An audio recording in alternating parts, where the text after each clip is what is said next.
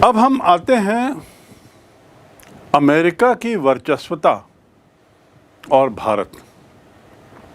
America और भारत के संबंध कैसे रहे? एक और अमेरिका 250 वर्ष या 250 वर्ष पूर्व स्वतंत्र हुआ देश, अत्यधिक विकसित देश, महाशक्तिशाली, और दूसरी ओर भारत जैसा एक नवोदित राष्ट्र जो 1947 में स्वतंत्र हुआ, और वो भी लगभग 200 वर्षों की अंग्रेज़ों की गुलामी के बाद। सही मायने में तो कहा जाए कि भारत एक राष्ट्र के रूप में तो बहुत बाद में आया। एक राष्ट्र के रूप में उसका निर्माण, उसका अपना नक्शा बहुत बाद में बना। भारत की अपनी स्वयं की अंदरूनी समस्याएं भी थीं, और इन सब के परिप्रेक्ष्य में, बैकग्राउंड में, जब भारत 1947 में स्वतंत्र होता है तो जो दो महाशक्तियां थीं, एक सोवियत संघ और एक अमेरिका, उनका रुख भारत के प्रति क्या रहता है थोड़ा जानें। चूँकि हमारा अध्याय अमेरिकी वर्चस्व पर है, हम अपना ध्यान केंद्रित करेंगे अमेरिका का रुख भारत की ओर, और सोवियत संघ को उस हद तक हम उसके संबंधों का जिक्र यहाँ नहीं करेंगे, क्योंकि सोवियत संघ अब एक विघटित देश, एक अस्तित्व में न रहने वाला देश है। तो अब हम देखते हैं अमेरिका और भारत के संबंध। 1947 में जब भारत स्वतंत्र हुआ तो उसकी स्वतंत्रता के पीछे जो कई कारण थे, अंदरूनी और बाह्य कारण दोनों, उनमें से एक कारण अमेरिका के द्वारा भारत की स्वतंत्रता की वकालत करना भी था। भारत अंदरूनी कारणों से काफ़ी कुछ हद तक स्वतंत्रता की कगार पर खड़ा हो गया था। भारतीय राष्ट्रीय स्वतंत्रता आंदोलन और गांधी का बढ़ता प्रभाव, ये तो एक कारण था ही भारत की स्वतंत्रता का। पर स्वतंत्रता को दिलाने में अंग्रेजों को विवश करने के कारणों में से एक कारण अमेरिकी दबाव भी था। अमेरिका सतत रूप से चाहता था कि भारत जो एक लोकतंत्र की वकालत करता है, एक लोकतंत्री देश की कल्पना करता है, उसे स्वतंत्र किया जाए, क्योंकि अमेरिका स्वयं भी लोकतंत्री देश है और इंग्लैंड भी लोकतंत्री देश है। तो इससे लोकतंत्र की जो परिकल्पना है, लोकतंत्री विश्व की जो परिकल्पना है, इसको मजबूती मिलेगी। इस आशा से उसने, इस विश्वास से उसने इंग्लैंड पर दबाव बनाया, और अंततः इंग्लैंड ने भारत को स्वतंत्रता दी और 1947 में भारत एक स्वतंत्र देश घोषित हो गया। लेकिन स्वतंत्रता प्राप्ति के पश्चात ऐसा कुछ हुआ कि अमेरिका एक और जहां इस आस में बैठा था कि इस दो ध्रुवी विश्व में भारत अमेरिका के समर्थन में सामने आएगा। भारत कोई छोटा मोटा देश नहीं था अमेरिका की नज़र में, भौगोलिक दृष्टि से बहुत विशाल, जनसंख्या की दृष्टि से बहुत विशाल, और साथ ही उसकी जो भौगोलिक स्थिति थी, जहाँ पर वो स्थित है, वह भी बहुत महत्वपूर्ण था, सामरिक दृष्टि से भी। इसके मद्देनज़र अमेरिका ऐसी आस लगाए बैठा था, ऐसी उम्मीद लगाए बैठा था कि स्वतंत्रता के पश्चात भारत उसके गुट में शामिल हो जाएगा। लेकिन ऐसा नहीं हुआ। इसका मतलब ये नहीं कि भारत सोवियत गुट में चला गया, ऐसा नहीं है। इस बात को बिल्कुल स्पष्ट रखें कि भारत ने स्वतंत्रता के पश्चात किसी भी गुट में सम्मिलित ना होने का और स्वतंत्र और गुट निरपेक्ष नीति अपनाने का निर्णय लिया।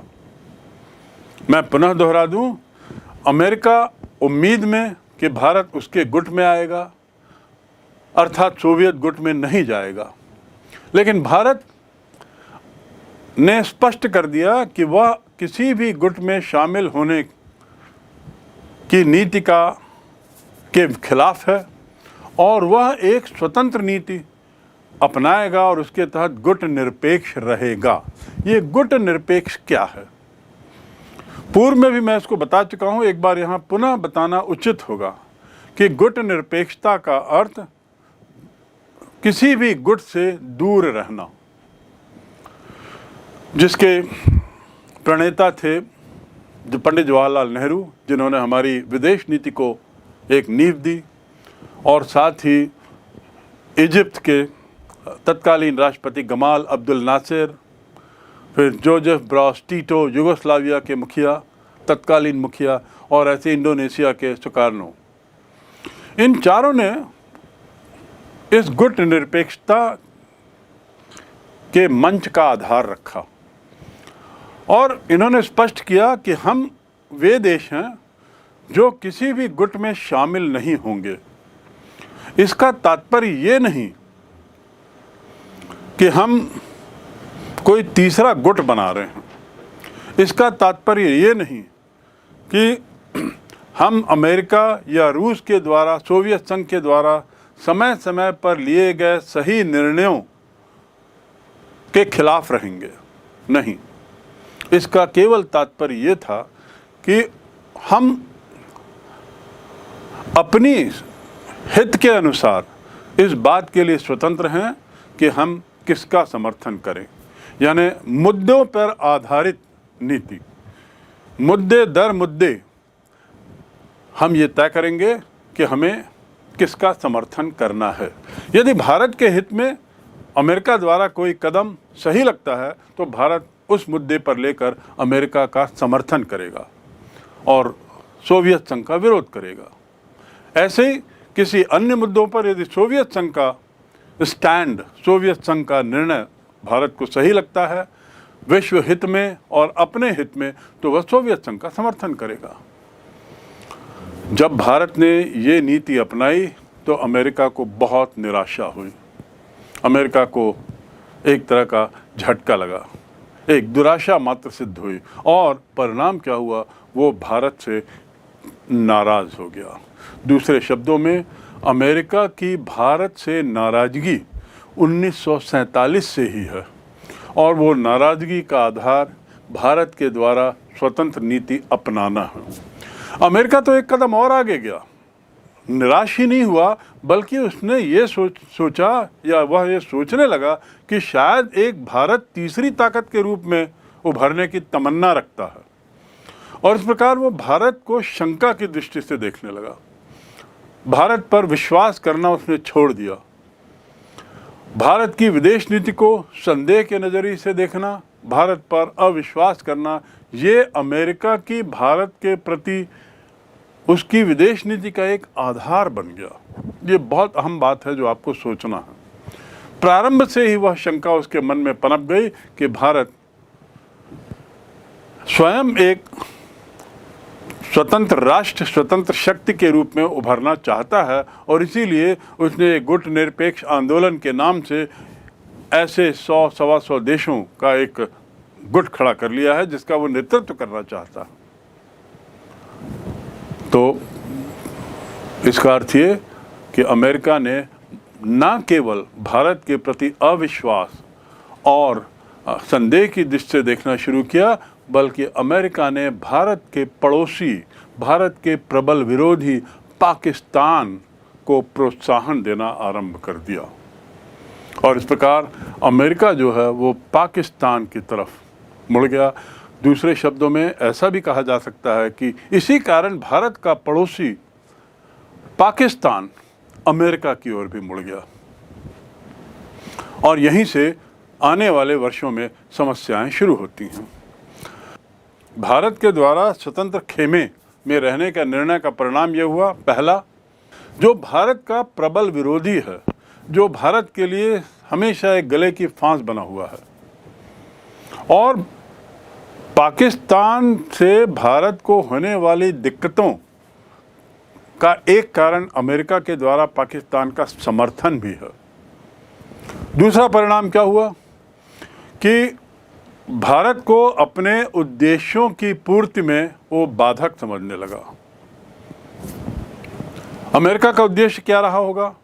वर्चस्वता, अपना प्रभाव बढ़ाना, अपने सैनिक अड्डे बनाना, अपना आर्थिक बाजार बढ़ाना। भारत को वह बाधक समझने लगा इस मामले में, राजनीतिक उद्देश्यों की पूर्ति में बाधक। और तीसरा परिणाम क्या हुआ कि वह गुट निरपेक्षता को सतत रूप से नकारते रहा। कौन? अमेरिका। सदैव वो गुट निरपेक्ष आंदोलन को शंका की दृष्टि से देखने लगा और लगातार गुट निरपेक्ष देशों में फूट डालने का प्रयास अमेरिका की विदेश नीति का एक हिस्सा बन गया। चौथा परिणाम क्या हुआ? चौथा परिणाम यह हुआ कि फूट डालने में जब सफल ना हो तो अमेरिका दबाव की नीति बनाता था, अमेरिका सहायता की नीति बनाता था।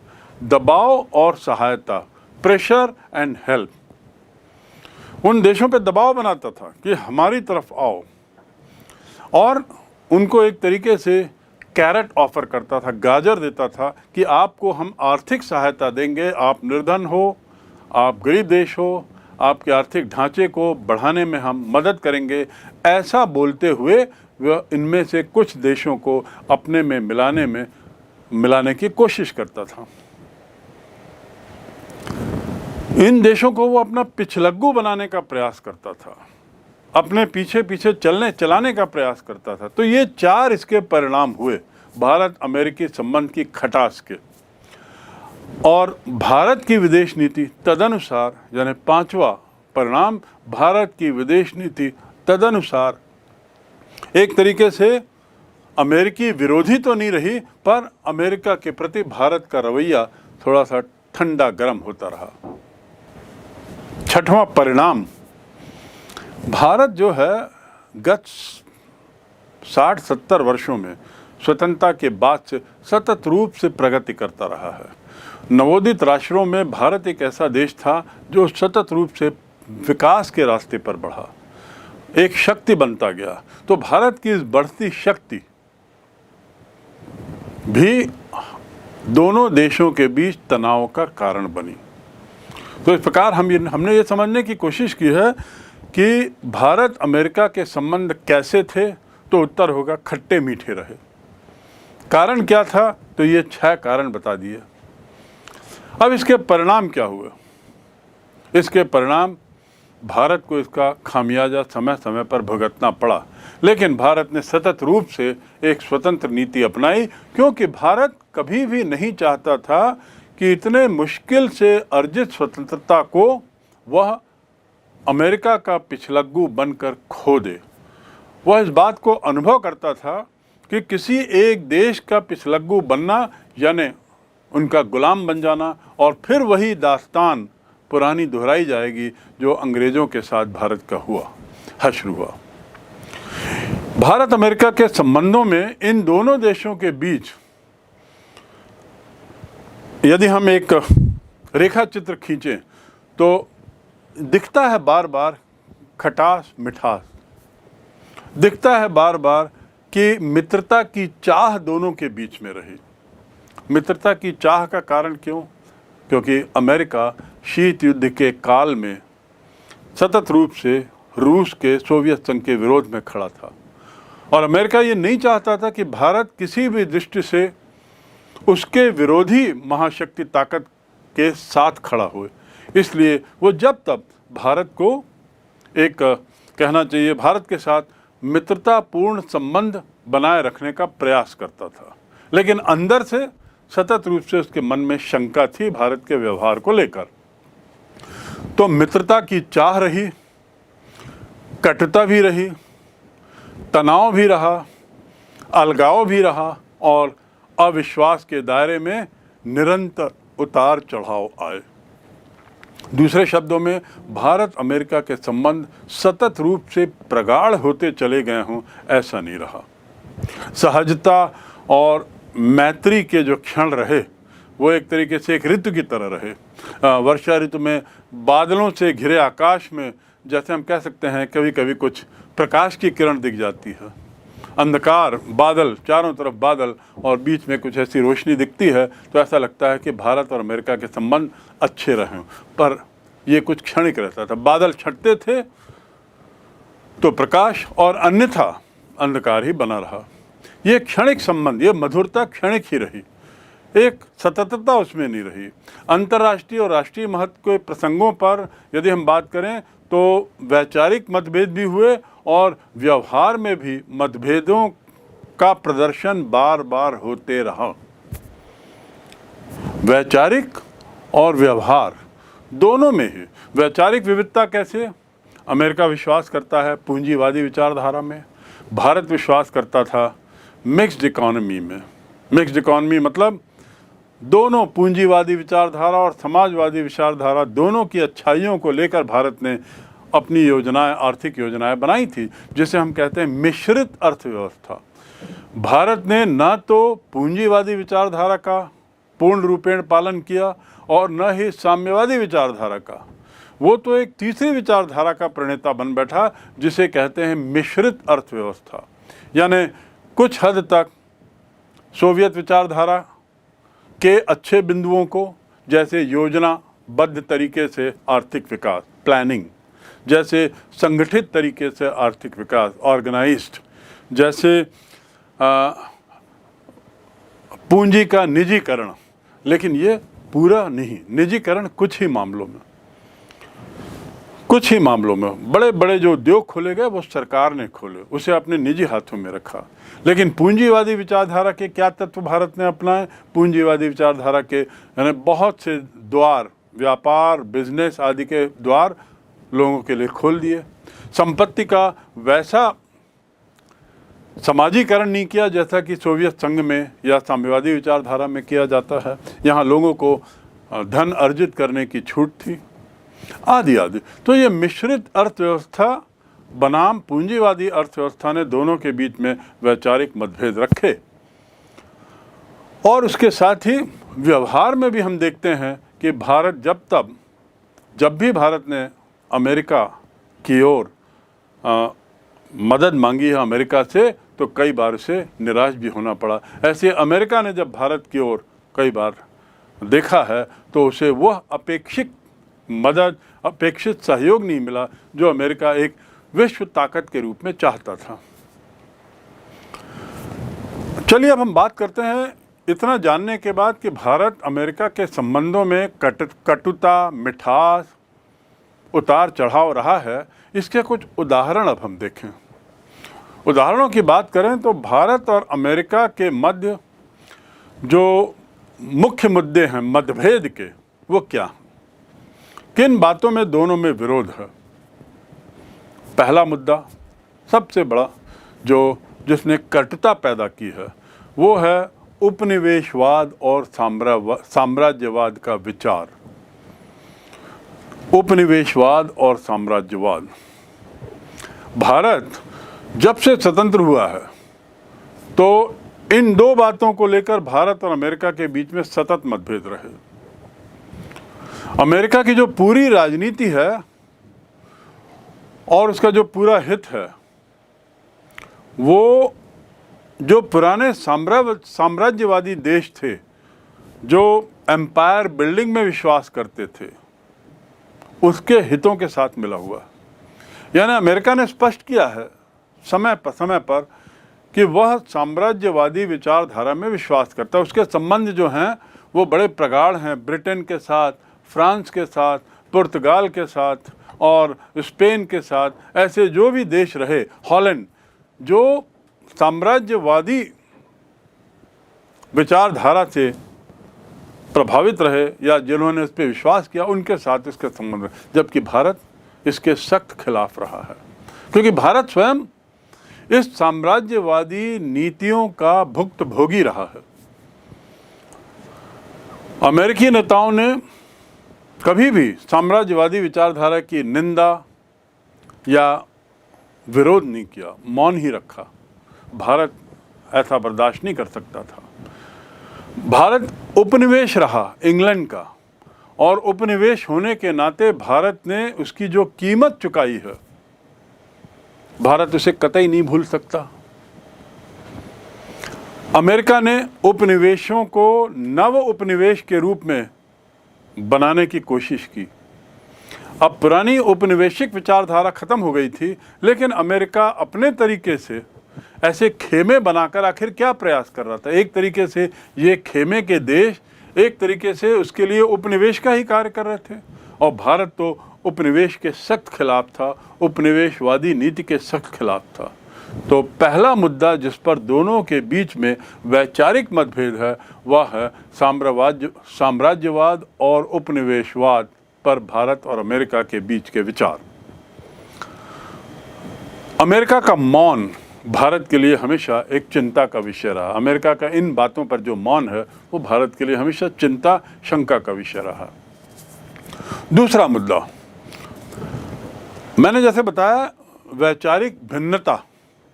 अमेरिका की पूंजीवादी विचारधारा बनाम भारत की मिश्रित अर्थव्यवस्था का विचार, ये दोनों में कुछ अंतर है, एक तरीके से आधारभूत अंतर है। भारत जहां सुनिश्चित करता है कि गरीबों को देखकर वह अपनी योजनाएं बनाएगा, उसकी योजनाएं, आर्थिक योजनाएं, सामाजिक योजनाएं ऐसी हों जो अंतिम व्यक्ति तक पहुंचे। महात्मा गांधी, जो भारत के स्वतंत्रता आंदोलन के मुखिया थे, उन्होंने कहा था कि विकास उसे कहते हैं जिसमें अंतिम व्यक्ति तक उसकी अनुभूति हो। भारत उस पद्धति में विश्वास करता था, जबकि अमेरिका विश्वास करता था सर्वाइवल ऑफ द फिटेस्ट। जो सक्षम वह आगे बढ़ेगा, जो नहीं है वह पेरिश हो जाएगा, समाप्त हो जाएगा। तो दूसरा अंतर तो हो गया इस विचारधारा का अंतर, इस सोच का अंतर। तीसरी बात हम आते हैं कि चीन में जो साम्यवादी क्रांति हुई, 1949 में चीन में साम्यवाद आया अपने आधुनिक रूप में, जिसके प्रणेता थे माओ जे डोंग, जिसे उनकी भाषा में तत्कालीन समय में माओ से तुंग कहते हैं। वो माओ जे डोंग के नेतृत्व में चीन में साम्यवाद आया और चीन एक आधुनिक राष्ट्र के रूप में सामने आया। भारत ने इस चीन के नए रूप को मान्यता देने में कोई विलंब नहीं किया। उसने तुरंत अपने हित को सोचकर दिसंबर 1949 में चीन को मान्यता दे दी। मान्यता देने का अर्थ क्या है? यानी मान लिया कि विश्व के नक्शे में चीन एक आधुनिक देश के रूप में इस तरीके से अब है, चीन के अस्तित्व को स्वीकार कर लिया। ये अमेरिका को नागवार गुजरा। कारण क्या था कि अमेरिका तो साम्यवादी विचारधारा के खिलाफ था और ऑलरेडी सोवियत संघ, जो चीन का पड़ोसी है, वहाँ साम्यवाद का बोलबाला था। तो इस बढ़ते हुए साम्यवादी प्रभाव के खिलाफ अमेरिका था। वो कैसे बर्दाश्त करता कि भारत जैसा एक नवोदित राष्ट्र, वो भी लोकतंत्री राष्ट्र, साम्यवाद का समर्थन करे। लेकिन भारत ने चीन को मान्यता प्रदान की और ये मान्यता प्रदान करना अमेरिका को कतई बर्दाश्त नहीं हुआ। तो चीन को लेकर जो मतभेद हुआ, वो मतभेद समय के साथ और गहराता गया। अमेरिका के लिए बढ़ते समाजवाद या साम्यवाद का प्रभाव एक चिंता का विषय बन गया।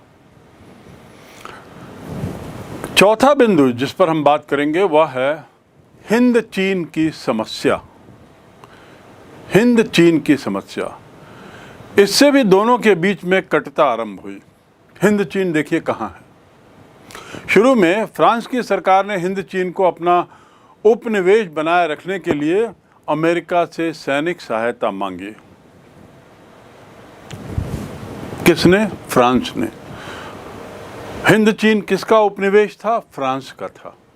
फ्रांस की कॉलोनी थी। उपनिवेश का अर्थ होता है कॉलोनी। और कॉलोनी के मायने क्या होते हैं? कॉलोनी का तात्पर्य होता है, क्या होता? सही मायने में कॉलोनी मतलब या उपनिवेश मतलब उस देश का मुख्य हिस्सा होना नहीं होता। कॉलोनी का अर्थ होता है वह क्षेत्र जो कब्जे में ले लिया गया है किसी कारण से, चाहे वो सैनिक अड्डा बनाने के लिए, चाहे वे वहाँ के संसाधनों का दोहन के लिए, या कोई अन्य कारण। दूसरे शब्दों में कहने का तात्पर्य यह है कि उपनिवेश एक तरीके से गुलामी क्षेत्र हो जाता है, जैसा भारत था। भारत से संसाधनों का पूरा उपयोग अंग्रेजों ने किया, भारतीयों को उसका कोई फायदा नहीं मिला। तो फ्रांस भी चाहता था कि हिंद चीन उसका उपनिवेश बना रहे, और इसलिए उसने अमेरिका से सैनिक सहायता मांगी, जिसे अमेरिका ने उस मदद के प्रस्ताव को स्वीकार किया, क्योंकि उसे भय था कि हिंद चीन से लगा हुआ जो चीन का हिस्सा है, चीन है, वह कहीं अपने साम्यवादी विचारधारा के क्षेत्र को और ना बढ़ा दे। तो साम्यवादी विचारधारा के संभावित भय ने अमेरिका को फ्रांस को मदद देने में मदद की, और उसने फ्रांस को सहायता दी। भारत ने इसका सख्त विरोध किया। विरोध का कारण था किसी क्षेत्र को उपनिवेश बनाए जाने की खिलाफत। भारत किसी भी क्षेत्र को उपनिवेश के रूप में बर्दाश्त नहीं कर सकता था, क्योंकि भारत स्वयं उपनिवेशवाद नीति का भुक्तभोगी रहा है। और बदलते समय में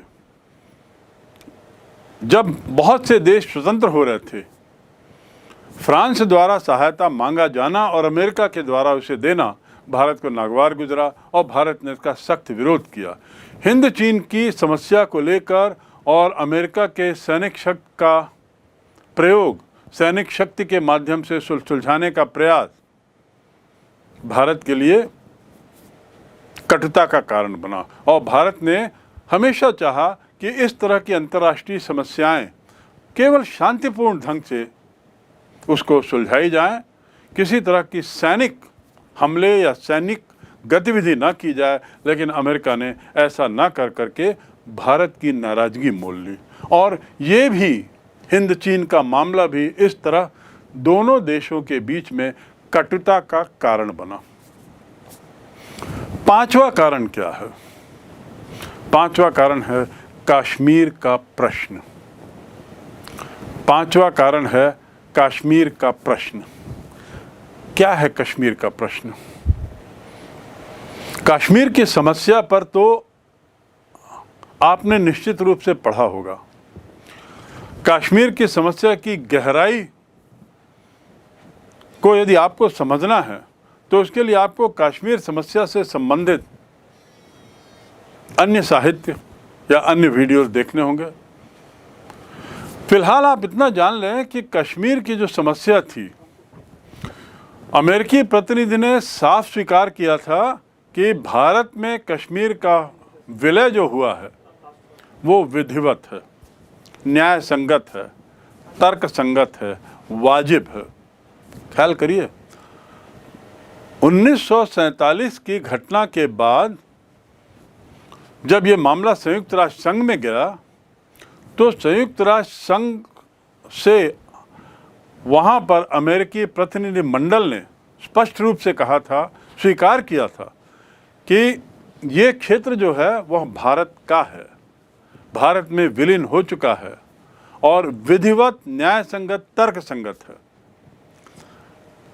लेकिन 1947 में जब पाकिस्तान ने कश्मीर पर आक्रमण किया तो मामला सुरक्षा परिषद में जब गया, वहाँ पर अमेरिका ने अपना रवैया, अपना नज़रिया बदल दिया। 1947 में कश्मीर पर किए गए आक्रमण के बाद भारत पाकिस्तान के विरुद्ध न्याय के लिए पंडित जवाहरलाल नेहरू ने, एक वैश्विक मामला होने के कारण पंडित जवाहरलाल नेहरू ने शांति पर विश्वास करते हुए और संयुक्त राष्ट्र संघ की महत्ता को स्वीकार करते हुए 31 दिसंबर 1947 को ये मामला सुरक्षा परिषद को सौंप दिया उनके निर्णय के लिए। वहाँ पर अमेरिका ने भारत के इस प्रस्ताव का विरोध किया और दूसरे शब्दों में पाकिस्तान का पक्ष लिया। देखिए कैसे स्थितियां बदलती हैं। आखिर ये क्यों हुआ होगा? क्योंकि तब तक अमेरिका को स्पष्ट हो चुका था कि भारत अमेरिका का पिछलग्गू देश नहीं बनेगा। तब तक ये स्पष्ट हो चुका था कि भारत की विदेश नीति एक स्वतंत्र विदेश नीति रहेगी। तो अमेरिका ने पैंतरा बदला और जैसा मैंने शुरू में कहा, उसने पाकिस्तान का पक्ष लेना शुरू कर दिया था, क्योंकि पाकिस्तान भारत विरोधी था। तो my enemies enemy is my friend, मेरे दुश्मन का दुश्मन मेरा मित्र। ये नीति को अपनाते हुए अमेरिका ने यदि भारत से उसकी सहमति नहीं हुई तो उसने भारत के विरोधी से अपनी मित्रता बढ़ाई और अपना रवैया भी कश्मीर के प्रति बदल दिया और उसका विरोध किया। अमेरिका की इस भूमिका के कारण भारत की जो जनता है वो अमेरिका के सख्त खिलाफ हो गई। यानी प्रारंभ से ही हम देखते हैं कि भारत जो है वह सतत रूप से अमेरिका की कड़वाहट को सहता आ रहा था और उस कड़वाहट का आधार यही था कि भारत ने एक स्वतंत्र नीति अपनाने का निर्णय लिया था। तो कश्मीर के मुद्दे को लेकर भी दोनों के बीच में सतत रूप से कड़वाहट बनी हुई है और इसीलिए जब भी भारत का प्रस्ताव सुरक्षा परिषद में जाता है, भारत अपने समर्थन में जब कश्मीर के लिए बात करता है, तो अमेरिका एक स्थायी सदस्य होने के नाते उसने जब तब वीटो के अधिकार का उपयोग करके भारत के प्रस्ताव को नकार दिया है, उसके प्रभाव को समाप्त कर दिया है।